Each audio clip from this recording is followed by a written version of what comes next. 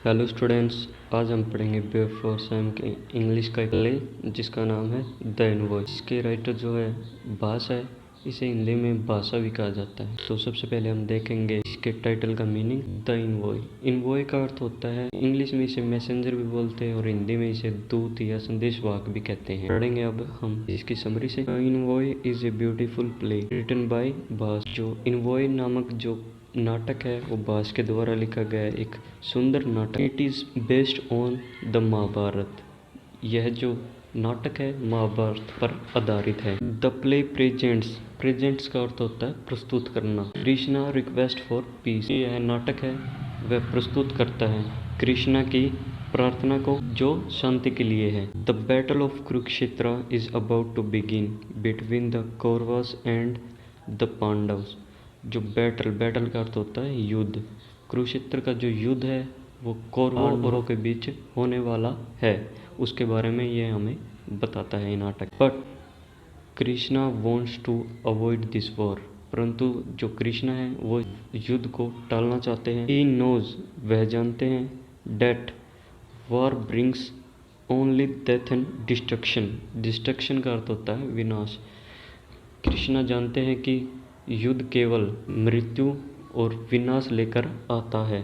सो इसलिए he goes to Duryodhan, वह दुर्योधन के पास जाते हैं।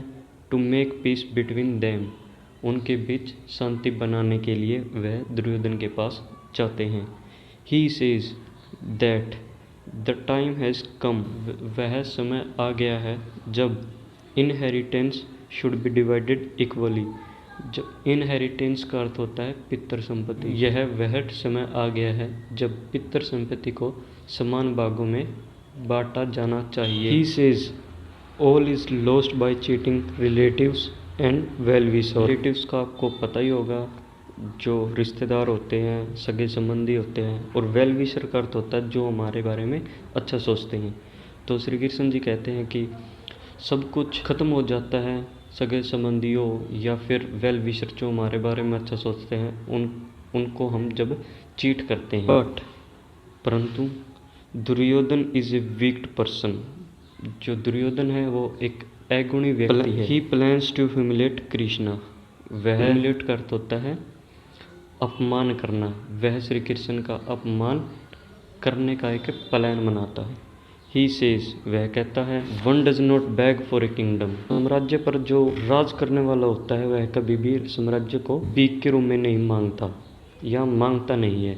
किंगडम्स आर वोन बाय प्रिंसेस, जो साम्राज्य होते हैं वो राजाओं के द्वारा जीते जाते हैं। He says that he is not ready to give anything to the Pandavas, जो दुर्योधन होता है वह कहता है कि वह पांडवों को कुछ भी देने के लिए तैयार नहीं है।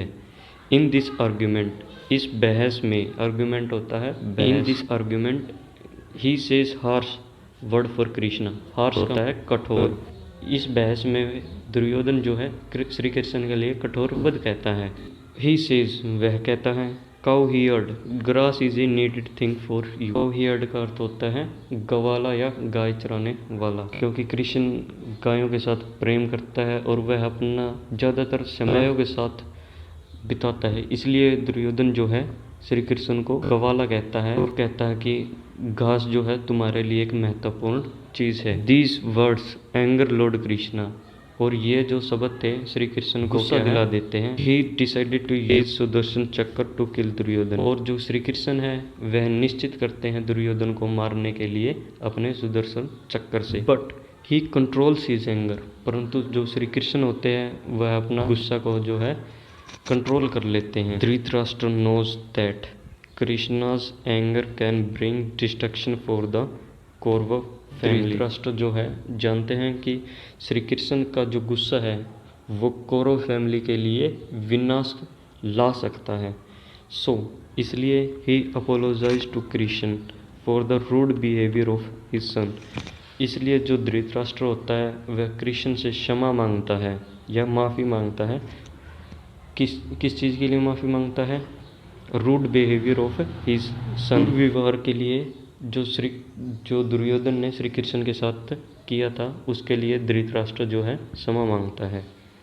कृष्ण फॉरगिव्स हिम, कृष्णा जो है उसे माफ़ कर देते हैं दुर्योधन को।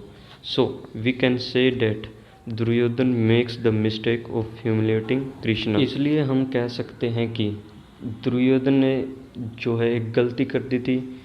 जो गलती थी वो था कृष्ण का अपमान करके उसने एक गलती कर दी थी, और जो यह गलती है वो आगे चलकर उसकी मौत का कारण भी बन गई थी।